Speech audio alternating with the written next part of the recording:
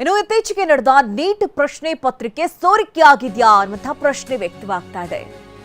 ದೇಶದಲ್ಲಿ ಸಂಚಲನ ಸೃಷ್ಟಿಸಿದೆ ನೀಟ್ ಲೀಕ್ ಆರೋಪ. ಅಸಲಿ ಪ್ರಶ್ನೆ ಪತ್ರಿಕೆಯನ್ನ ಹೋಲುವ ಪ್ರಶ್ನೆಗಳ ಸೆಟ್ ಹಂಚಿಕೆ ಆಯ್ತಾ?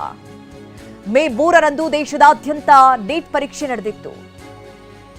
ರಾಜಸ್ಥಾನದ ಸೀಕರ್ನಲ್ಲಿ ಪ್ರಶ್ನೆ ಪತ್ರಿಕೆ ಲೀಕ್ ಆಗಿದೆ ಅನ್ನುವಂಥ ಆರೋಪಗಳು ಕೇಳಿಬರ್ತಾ ಇದೆ. ಕೈ ಬರಹದಲ್ಲಿದ್ದಂತಹ 140 ಪ್ರಶ್ನೆಗಳಿದ್ದಂತಹ ಪ್ರಶ್ನೆ ಪತ್ರಿಕೆ ಲೀಕ್ ಆಗಿದೆ ಅನ್ನುವಂಥ ಆರೋಪ. ಆ 140 ಪ್ರಶ್ನೆಗಳು ಅಸಲಿ ಪ್ರಶ್ನೆ ಪತ್ರಿಕೆಯೊಂದಿಗೆ ಹೋಲಿಕೆ ಆಗ್ತಾ ಇದೆ. ರಾಜಸ್ಥಾನದ ಪೊಲೀಸರ ವಿಶೇಷ ತಂಡದಿಂದ ಈಗ ತನಿಖೆ ಕೂಡ ಆರಂಭ ಆಗಿರೋದು.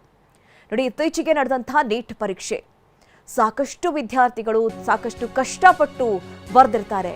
ಆದರೆ ಇಂತಹ ಒಂದು ಎಕ್ಸಾಮ್ ಪ್ರಶ್ನೆ ಪತ್ರಿಕೆ ಸೋರಿಕೆ ಆಯ್ತಾ ಅನ್ನುವಂಥ ಪ್ರಶ್ನೆ. ಪರೀಕ್ಷೆಗೂ ಕೆಲ ದಿನಗಳ ಮುನ್ನ 400 ಪ್ರಶ್ನೆಗಳ ಹಂಚಿಕೆ ಆಯಿತು. 400 ಪ್ರಶ್ನೆಗಳನ್ನು ಒಳಗೊಂಡಂತಹ ದಾಖಲೆ ತನಿಖಾ ತಂಡದ ವಶಕ್ಕೆ ನೀಡಲಾಗಿದೆ.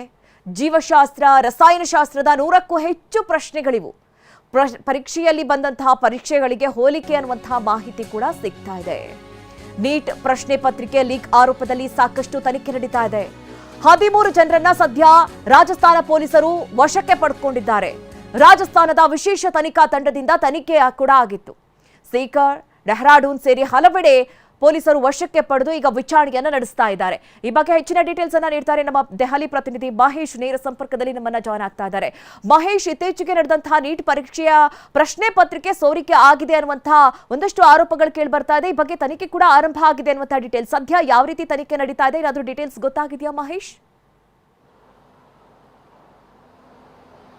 ಖಂಡಿತ ಮಧು, ಕಳೆದ ಮೇ 3ನೇ ತಾರೀಕು ನಡೆದಂಥ ಏನು ನೀಟ್ ಪರೀಕ್ಷೆ ಪ್ರಶ್ನೆ ಪತ್ರಿಕೆ ಲೀಕ್ ಆಗಿದೆ ಅನ್ನೋ ಆರೋಪ ಕೂಡ ಸಿಗ್ತಾ ಇರೋದು. ಪ್ರಮುಖವಾಗಿ ರಾಜಸ್ಥಾನದ ಸಿಕರ್ನಲ್ಲಿ ಈಗ ಪೊಲೀಸರು ಒಂದಷ್ಟು ಪ್ರಶ್ನೆ ಪತ್ರಿಕೆಗಳನ್ನ ವಶಕ್ಕೆ ಪಡೆದು ವಿಚಾರಣೆ ಕೂಡ ಮಾಡ್ತಾ ಇರೋದು. ಪ್ರಮುಖವಾಗಿ ದೇಶಾದ್ಯಂತ ಈ ಒಂದು ಏನು ಸಾಕಷ್ಟು ಸಂಚಲನ ಮೂಡಿಸಿದೆ ಅಂತ ಹೇಳೋದು. ಯಾಕಂದರೆ ಸಾಕಷ್ಟು ವಿದ್ಯಾರ್ಥಿಗಳು ಏನು ಪ್ರಯತ್ನ ಮಾಡಿ ನೀಟ್ ಪ್ರಶ್ನೆ ಪತ್ರಿಕೆಯನ್ನು ಅಂದರೆ ಏನು ಒಂದು ಪರೀಕ್ಷೆ ಕೂಡ ಹಾಜರಾಗಿ ಒಂದು ಪರೀಕ್ಷೆನ ಬರೆದಿರ್ತಾರೆ ಅಂತ ಹೇಳ್ಬೋದು. ಹೀಗಾಗಿ ಈ ಒಂದು ಪ್ರಶ್ನೆ ಪತ್ರಿಕೆ ಲೀಕ್ ಆಗಿರೋದು ಕೂಡ ಸಾಕಷ್ಟು ಅನುಮಾನ ಉಂಟಾಗ್ತಾ ಇರುವಂಥದ್ದು.